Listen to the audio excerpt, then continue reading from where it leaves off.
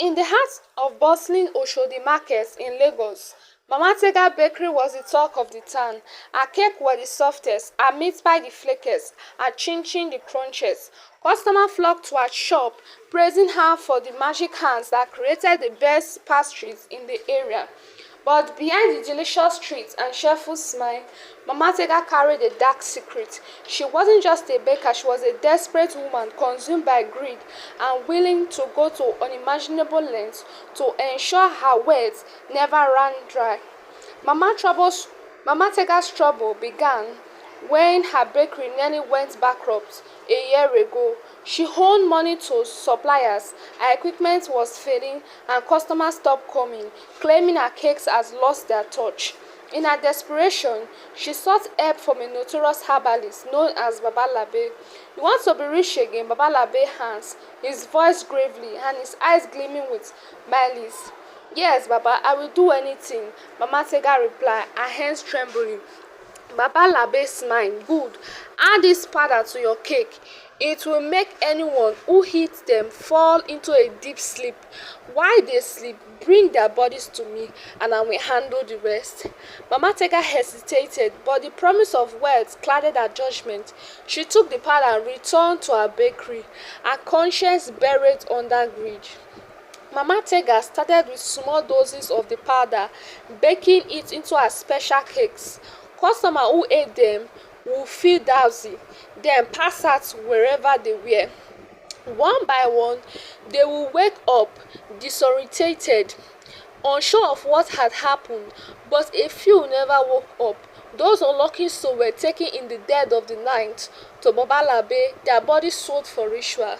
In no time, Mama Tega's business boomed. She upgraded her bakery, bought flashy clothes, and even built a house in her hometown. People marvel at her sordid success. Mama Tega is blessed, they said. Her hands truly carried grace, but not everyone was fooled. Mama Tega has a suspicious neighbor named Auntie Rose, who owned a small food beside the bakery. Auntie Rose noticed something odd.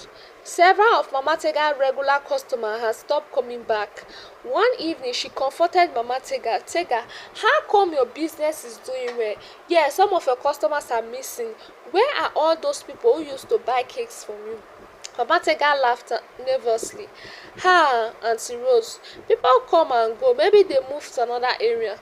But Auntie Rose wasn't convinced. She decided to keep an eye on the bakery.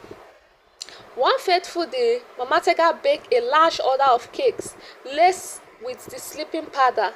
Her target was a group of young men celebrating a friend's promotion.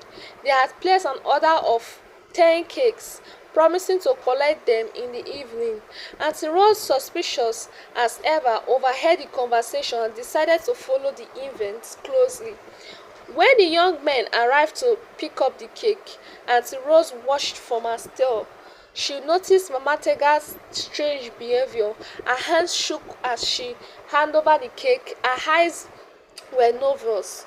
Later that night, Auntie Rose heard a loud cry from a nearby street. She rushed to the scene to find two of the young men unconscious by the roadside. The others were nowhere to be found. Realizing something sinister was at play, Auntie Rose contacted the police. The police raided Mama Tega bakery the next morning.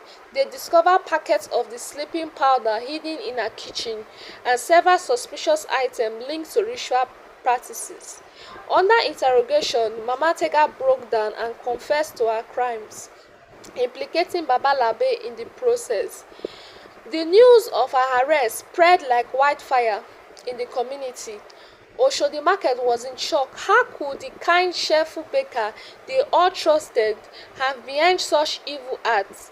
Mama Tega and Baba Labe were charged with multiple counts of murder and human trafficking.